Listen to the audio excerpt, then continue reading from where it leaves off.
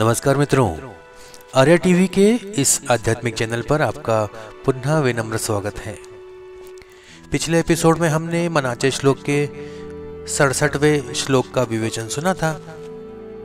आज हम 68वें श्लोक का विवेचन सुनेंगे। तो आइए शुरू करते हैं आज का एपिसोड। आज का श्लोक इस प्रकार है।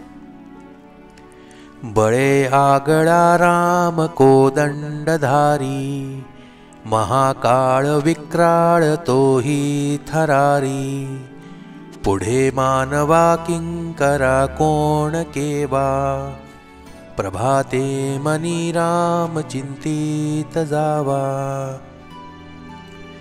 मराठी भावार्थ सुनते हैं। धनुष्यधारी राम हा श्रेष्ठ सामर्थ्यशाली आहे। त्याच्या पुढे भयंकर असा महाकाळ सुद्धा थरथरा कापतो। मग शूद्र मनुष्याचा त्याच्या पुढे काय पाड लागणार? म्हणून पहाटेच्या वेळी रामाचे चिंतन करावे। ये हिंदी भावार्थ सुनते हैं। धनुष्य धारण करने वाले राम महान शक्तिशाली हैं। उनके सामने भयंकर महाकाल भी कांप उठता है।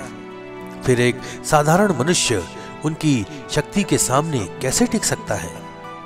इसलिए प्रातःकाल राम का चिंतन करना आवश्यक है। आइए विवेचन सुनते हैं। यह श्लोक हमें बताता है कि राम का अद्वितीय पराक्रम इतना बड़ा है कि स्वयं काल भी उनके सामने थरथर कांपने लगता है।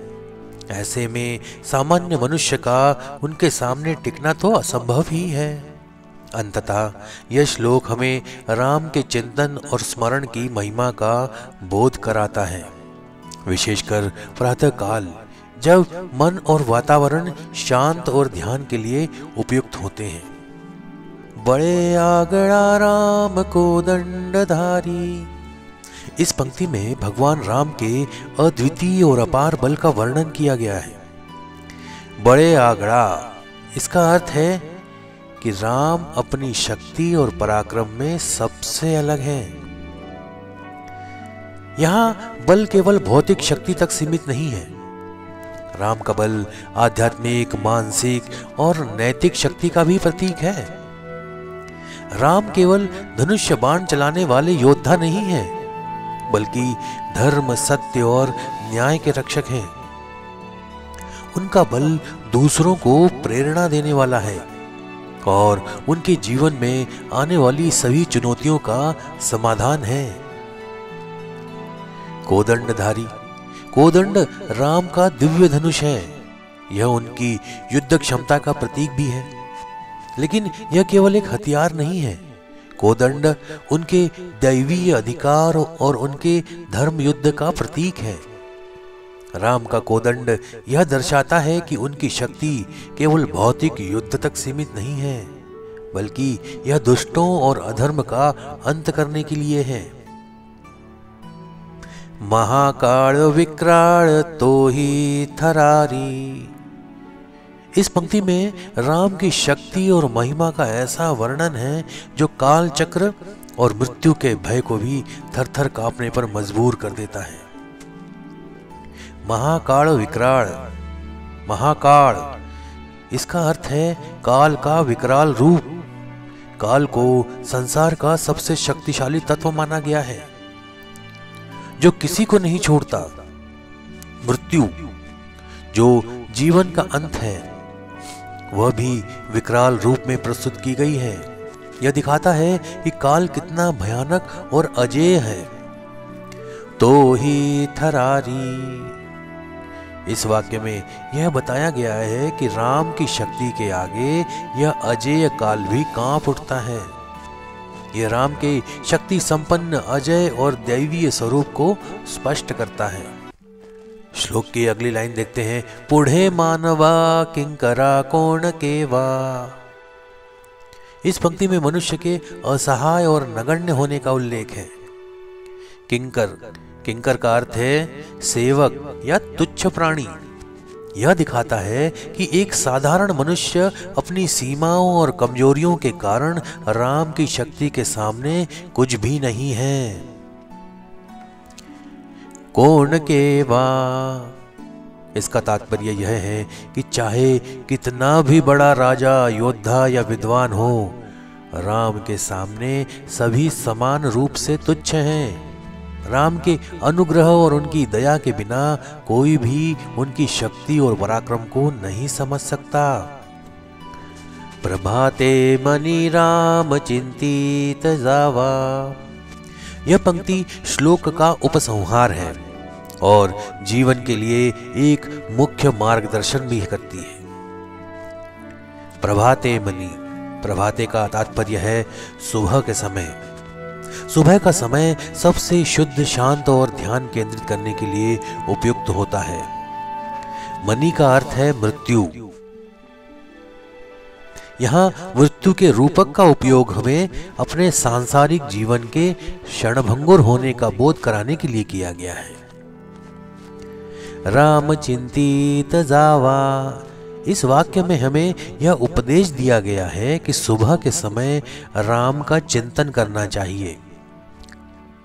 राम का चिंतन व्यक्ति के जीवन को स्थिरता, शांति और आध्यात्मिकता प्रदान करता है। यह भय, शोक और मृत्यु के भय से मुक्त करता है। राम के पराक्रम का प्रतीक, उनके धनुष्य को दंड का उल्लेख उनकी युद्ध क्षमता को दिखाता है, लेकिन यह भी कि यह शक्ति अधर्म का अंत करने के लिए उपयोग की जाती है। काल, जिसे संसार में सबसे अधिक शक्तिशाली माना जाता है, वह भी राम के सामने कांपता है। भगवान के प्रति श्रद्धा और चिंतन व्यक्ति को निर्भय बनाता है। भक्त को चाहिए कि वह अपने जीवन की क्षणभंगुरता को समझे और भगवान का, राम का चिंतन करे।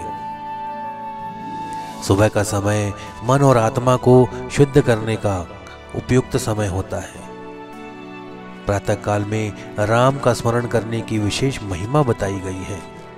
आज के इस आधुनिक युग में इस श्लोक की प्रासंगिकता क्या है, यह समझना भी आवश्यक। यह श्लोक केवल धार्मिक दृष्टिकोण से ही महत्वपूर्ण नहीं है, बल्कि आधुनिक जीवन के लिए भी एक गहन संदेश प्रस्तुत करता है। इसके 2-3-4 टॉपिक हैं, उसे समझते हैं। पहला है संकट प्रबंधन।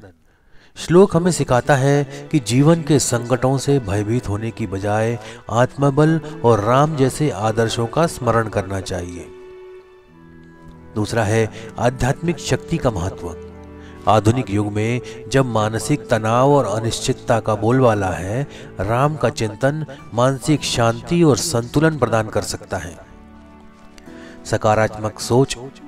राम का चिंतन न केवल धार्मिक भावना को जागृत करता है, बल्कि व्यक्ति के भीतर सकारात्मक ऊर्जा का संचार भी करता है। अंतिम है सत्य और धर्म का पालन। यह श्लोक हमें यह याद दिलाता है कि जीवन में सत्य और धर्म का पालन करना सबसे महत्वपूर्ण है। अतः यह श्लोक राम की अद्वितीय शक्ति, उनकी महिमा और उनकी कृपा को बड़े ही सुंदर ढंग से प्रस्तुत करता है। इसमें यह बताया गया है कि राम का चिंतन न केवल भौतिक और आध्यात्मिक कठिनाइयों से छुटकारा दिलाता है, बल्कि हमें सच्चे मार्ग पर चलने के लिए प्रेरित करता है। इस श्लोक के संदेश को अपनाकर मनुष्य अपने जीवन को उच्च आध्यात्मिकता और शांति के स्तर तक ले जा सकता है।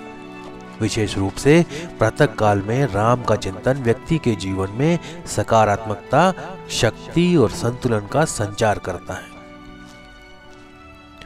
तो आज का विवेचन यही समाप्त करते हैं। मिलते हैं अगले एपिसोड में एक नए श्लोक और उसके विवेचन के साथ। तब तक के लिए जय जय रघुवीर समर्थ। नमस्कार।